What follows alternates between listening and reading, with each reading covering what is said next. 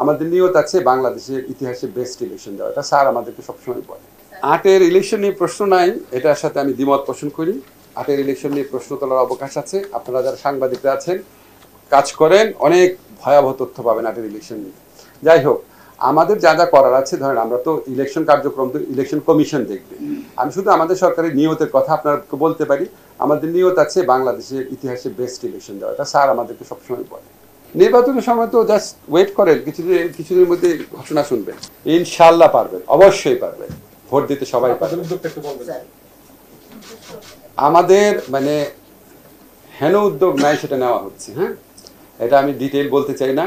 ভোটাধিকারের কথা বলছেন, আমার প্রত্যেক ক্লাসে যখন আমি যেতাম জিজ্ঞেস করতাম আমার ছাত্রদের, তোমাদের মধ্যে কে কে ভোট দিয়েছে, তো তারা হাসাহাসি শুরু করতো। এবং কেউ কেউ বলতো, স্যার আমার তো, আমি স্যার ভোট দিয়েছি স্যার, কিন্তু 10-12টা।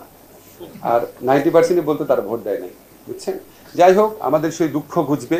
আমরা 18 বছর যাবত কেউ ভোট দিতে পারি না, আমিও তো 18 বছর তো ভোট দিতে পারি নাই, বুঝছেন না। খুব গুরুত্বপূর্ণ প্রশ্ন যে আমরা যে সংস্কার করলে ওটা থাকবে কিনা। দেখেন, আমার কনফিডেন্স আছে থাকবে। কারণ কি, আপনার যারা ক্ষমতায় আসতে পারে তারা সবাই তো সংস্কার আলোচনার মধ্যে ইনভলভ আছে, এবং ওনারা জানে যে এই অনেকগুলো সংস্কার যে আমরা করছি, এটা বিচার বিভাগের সংস্কার কমিশন, বিভিন্ন সংস্কার কমিশন প্রস্তাব ক্রমে করছে, ওই সংস্কার কমিশন আলাপে ওনারা অংশ নিয়েছিলেন। আর একটা কথা হচ্ছে কি, যে এত স্যাক্রিফাইস, এত মানে রক্ত ক্ষয়, এত আত্মদান তো বাংলাদেশের মানুষ কখনো আগে করে নাই।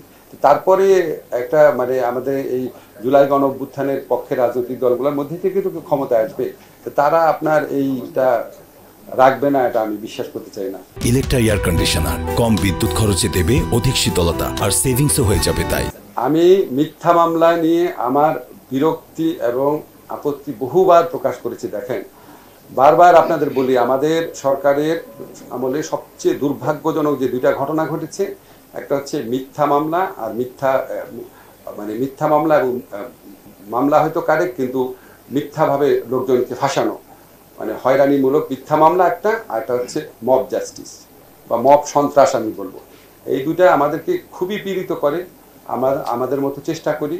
আর মিথ্যা মামলা ঠেকানোর জন্য বা এই মামলাতে অভিযুক্তদের রিলিফ দেওয়ার জন্য আমরা ফৌজদারি কার্যবিধির সংশোধন করে এই আইন করেছি যে পুলিশ চূড়ান্ত রিপোর্টের জন্য অপেক্ষা না করে একটা মানে প্রিলিমিনারি প্রতিবেদন তৈরি করে, এটা পুলিশ সুপার নির্দেশনা, যে প্রিলিমিনারি প্রতিবেদন তৈরি করে আদালতে দিবে।